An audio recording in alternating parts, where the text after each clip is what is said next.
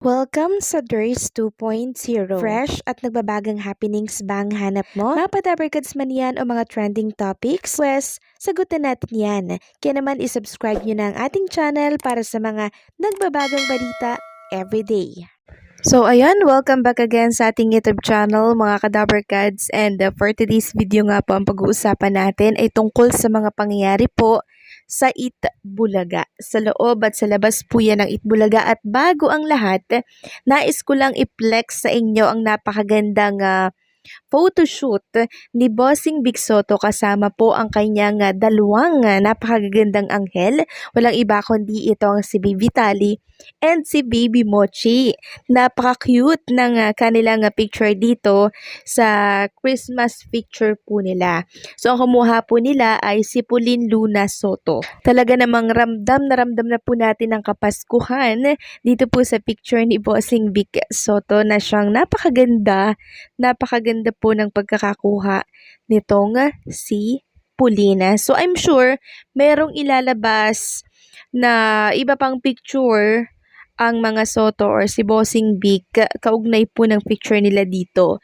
I'm sure merong photoshoot sila Bossing Big, and ito yung nakuhanan lamang nitong si Pauline para syempre maipost nila yung kaganapan. Samantalang next topic for November 30, 2024, narito naman po ang ads na pumasok sa Itbulaga. Ito po ay mayroong 64 ads. GAP 111, GAP 219, GAP 38, GAP 412, and GAP 511. GAP 6, 3 ads na lamang. So, bali ilang GAP to? 6 na GAP for Saturday. And naka 64 TV ads tayo mga Kadabarkads. Samantalang kahapon naman po mga Kadabarkads ay merong kaganapan or may event ang mga Soto, and kabilang sa event na yan, nag-perform si Tali at ang kanya pang ibang mga pinsan, and marami pa pong mga artista na bata ang nag-perform sa event na yon, and support syempre si Bossing Big, si Pauline, and syempre si Lola and Lolo dito po sa performance ni Baby Tali. And nakita ko din nga po sa event na yon itong si Dabarkads, Maha Salvador, and emotional siya habang siya po ay nanonood ng naturang event. Kasi yung pamangkin po ata nitong si Maha Salvador ay nag-perform din sa naturang event. Samantalang kinaaliwan naman ng mga netizen itong anak po ni Bossing Big Soto. Walang iba kundi itong si Vico Soto, mayor ng Pasig. Hinikayat nga po ng ilang mga netizen na kumupit na lamang daw ng pondo itong si Pasig Mayor para makabili daw ng maayos na cellphone. Sabi kasi dito sa isang write-ups po ng Pinoy Trend, cellphone ni Mayor Vico Soto inokray ng mga netizen. So bakit kaya? Hindi mapigilan ng ilang mga netizen na mapatanong kung gaano kalumang model daw ang gamit na po ni Pasig City Mayor Vico Soto.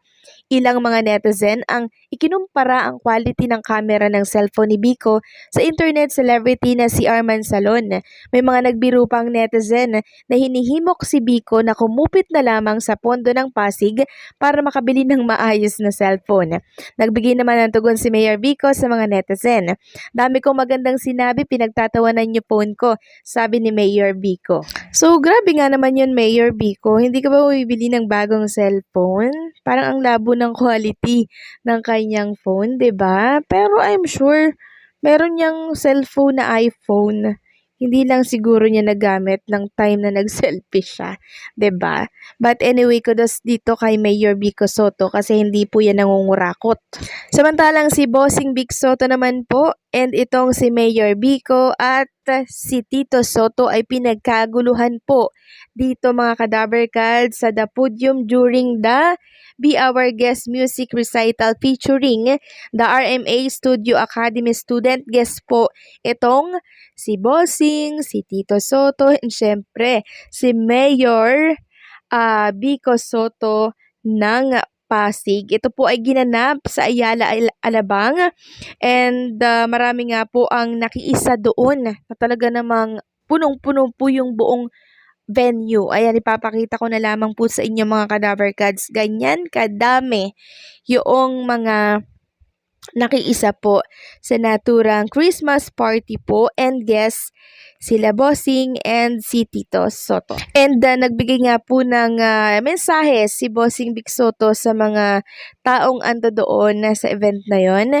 And sabi po ni Bossing Vic Soto, bumabati sila ni Pauline at ng kanyang mga anak ng maligayang Kapaskuhan. And syempre, ganon din po itong si Tito Soto. Talagang pinagkaguluhan po sila doon ng mga Dappercats natin sa Ayala, Alabang.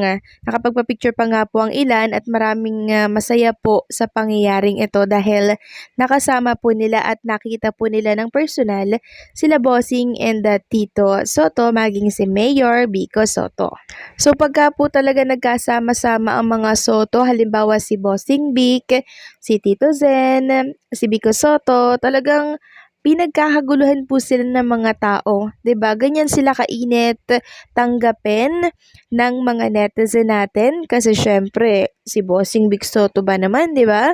Isa siyang comedy, at the same time ang dami po nilang natutulungan through sa programa po ng Itbulaga. Samantalang, pag-usapan naman natin ang tungkol dito sa magiging kapalaran po ng isang noontime show. Sabi kasi dito sa post ng Ola, hanggang December 2024 na nga lang kaya, kapalaran ng It's Showtime sa Kapuso Network, malalaman na.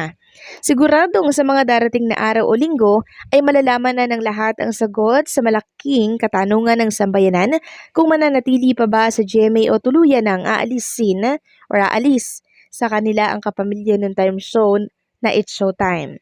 Matagal nang bulong-bulungan na hanggang December 2024 lang ang kontrata ng programa para umera sa GMA Network at wala pang nakakaalam kung may extend pa ba ito or hindi na. Kamakailan naman ay kinumpirma ng isa sa executive ng GMA Network na si Attorney Annette Gozon Valdez na under negotiations ang renewal ng It's Showtime sa kanilang estasyon. Well, December na kaya, abangan na lang kung ano ang mangyayari. Mananatili ba or aalis na? So abangan na lamang natin kung ano po ang magiging kapalaran po ng It's Showtime dito sa Kapuso Network. Kasi marami nga po ang nagsasabi, kung magbabasa kayo sa comment section ng naturang post, na ayaw na daw ng mga tao ang It's Showtime dito sa Kapuso kasi never nga pong makapag-promote ng mga programa dito sa GMA. Programa po ng ABS-CBN.